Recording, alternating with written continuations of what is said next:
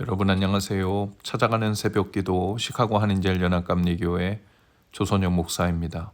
오늘도 변함없는 주님의 은혜와 평강이 저와 여러분의 삶의 종일 풍성하기를 기도합니다. 오늘 말씀은 요한복음 11장 1절에서 10절까지 말씀입니다. 어떤 병자가 있으니 이는 마리아와 그 자매 마르다의 마을 베다니에 사는 나사로라. 이 마리아는 향유를 주께 붓고 머리털로 주의 발을 닦던 자요 병든 나사로는 그의 오라버니더라. 이에 그 누이들이 예수께 사람을 보내어 이르되 주여 보시옵소서 사랑하시는 자가 병들었나이다 하니 예수께서 들으시고 이르시되 이 병은 죽을 병이 아니라 하나님의 영광을 위함이요 하나님의 아들이 이로 말미암아 영광을 받게 하려 함이라 하시더라. 예수께서 본래 마르다와 그 동생과 나사로를 사랑하시더니 나사로가 병들었다함을 들으시고 그 계시던 곳에 이틀을 더 유하시고 그 후에 제자들에게 이르시되 유대로 다시 가자 하시니 제자들이 말하되 랍비여 방금도 유대인들이 돌로 치려 하였는데 또 그리로 가시려 하나이까. 예수께서 대답하시되 낮이 12시간이 아니냐. 사람이 낮에 다니면 이 세상의 빛을 봄으로 실족하지 아니하고 밤에 다니면 빛이 그 사람 안에 없는 고로 실족하느니라. 아멘. 나사로는 예수님이 사랑하시는 사람이었습니다. 그가 병들었죠.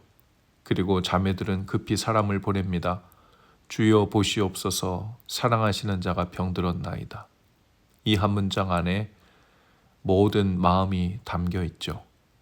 우리는 이 일상적이지만 낯선 문장을 대하게 됩니다. 주님이 사랑하시는 사람도 병들 수 있구나 하는 것이죠. 우리도 이런 순간을 만납니다. 분명 하나님은 나를 사랑하신다고 믿었는데 왜 이 고통이 시작되고 멈추지 않는지.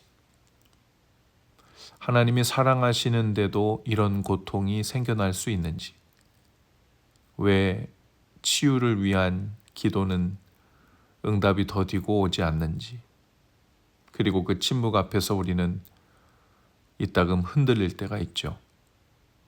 급히 사람을 보낸 두 자매의 마음이 아마도 그랬을 것 같습니다.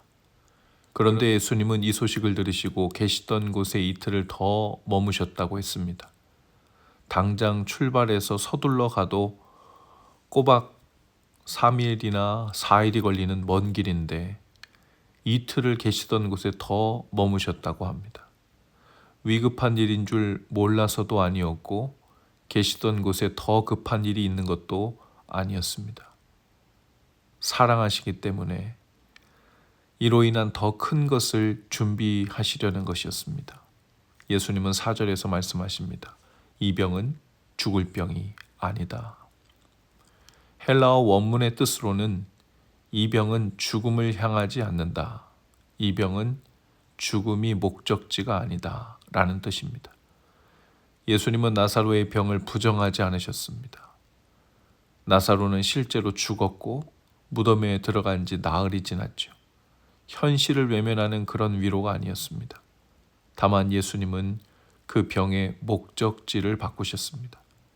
고통도 있었고 죽음도 있었지만 그것이 이야기의 끝이 아니라는 것입니다. 하나님이 쓰고 계신 이야기는 아직 끝나지 않았죠. 하나님의 영광을 위함이라고 했습니다. 영광이란 뜻의 헬라어 독사라는 단어는 단순한 명예를 뜻하는 것이 아닙니다. 이 단어가 가진 의미는 하나님의 본질이 눈에 보이도록 드러나는 것, 이것을 뜻합니다. 어둠 속에서 마치 빛이 터져 나오는 것 같은 그 하나님의 영광이 눈에 보이게 드러나는 것을 말합니다. 나사로의 무덤은 돌로 막힌 캄캄한 동굴과 같았죠. 그리고 그 어둠 속 무덤은 하나님의 영광이 터져나와 드러나는 빛의 무대가 된 것이죠. 하나님은 그 영광을 가장 무너짐이 심한 곳, 가장 막막한 삶의 자리, 이미 끝났다고 여겨지는 그곳에서 그 영광을 드러내십니다. 오늘 우리가 서 있는 자리에 혹시 이러한 고통과 짙은 어둠이 드리워 있는 것 같다면 그 자리가 하나님의 영광이 나타날 가장 적절한 무대일 수 있다는 것을 여러분 기억하시기 바랍니다. 그리고 5절과 6절 사이에는 요한복음이 숨겨놓은 역설의 메시지가 있는데요. 예수께서 마르다와 그 동생과 나사로를 사랑하시더라. 5절에 이랬고 6절은 나사로가 병들었담을 들으시고 그 계시던 곳에 이틀 더 유하시더라 했는데 헬라어 원문에는 이 5절과 6절 사이에, 즉 6절이 시작되는 부분에 운이라고 하는 접속사가 있습니다. 그러므로 라는 뜻입니다. 즉 예수께서 마르다와 그 동생과 나사로를 사랑하시더라. 그러므로 나사로가 병들었담을 들으시고 그 계시던 곳에 이틀을 더 유하시더라. 이런 뜻이 되는 것이죠. 논리로만 보면 앞뒤가 안 맞는 것처럼 들립니다. 보통 사람들의 논리는 사랑한다면 즉시 와야 하죠. 그러나 하나님의 사랑은 다른 방향으로 움직일 때가 많습니다. 더 깊이 사랑하기 때문에 더 큰 것을 위해 바로 오지 않고 기다리십니다. 준비하십니다.